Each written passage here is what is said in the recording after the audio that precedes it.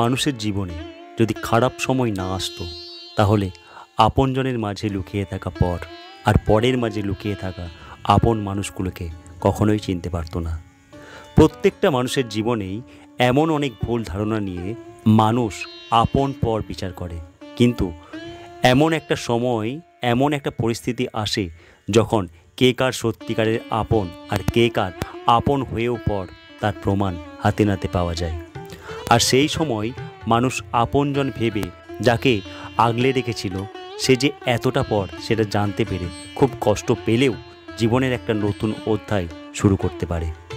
আর তখনই মানুষের অন্ধমোহ মায়াটান কেটে যায় আর কষ্ট সহ্য করতে শেখে, বাস্তববাদী হয়, বাস্তব কথা স্পষ্ট কথা বলতে শেখে।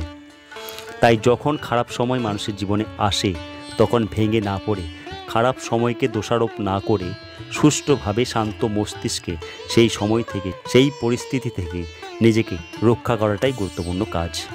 সময় কথাটা খারাপের সাথে আর ভালোর সাথেও জড়িয়ে থাকে, আর সময় থেমে থাকে না, সময় অতিবাহিত হয়। খারাপটাও সময়ের স্রোতে বয়ে যায় আর ভালোটাও সময়ের সাথে কাছে আসে। তবে খারাপ সময় আমাদের জীবনকে স্পষ্ট আর স্বচ্ছ আর আমাদের আরও সবল করতে জীবনে আসে।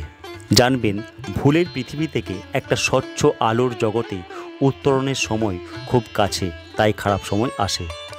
জীবনের ভালো অধ্যায়ের ভালো মানুষ, সত্যিকারের কাছের মানুষ, সত্যিকারের আপনজনের সন্ধান দিতেই খারাপ সময় আসে। মেকি মানুষের থেকে রক্ষা করে দূরে করে একটা ভালো আর আলোর জগৎ উপহার দিতে। এই ছিল আজকের আলোচ্য বিষয়। যদি আমার এই ভিডিওটি আপনাদের ভালো লেগে থাকে তাহলে অনুরোধ করব আমার ছোট্ট চ্যানেলটিকে সাবস্ক্রাইব করে পাশের বেল আইকনটি অল করে দেবেন। আর যদি সত্যিকারের ভালো লেগে থাকে তাহলে ছোট্ট করে একটা লাইক এবং কমেন্ট অবশ্যই করবেন। ঠাকুরের আশীর্বাদে খুব ভালো থাকবেন, সুস্থ থাকবেন, শান্তিতে থাকবেন, এই শুভকামনা নিয়ে আজকের মতো এখানেই শেষ করছি। ধন্যবাদ।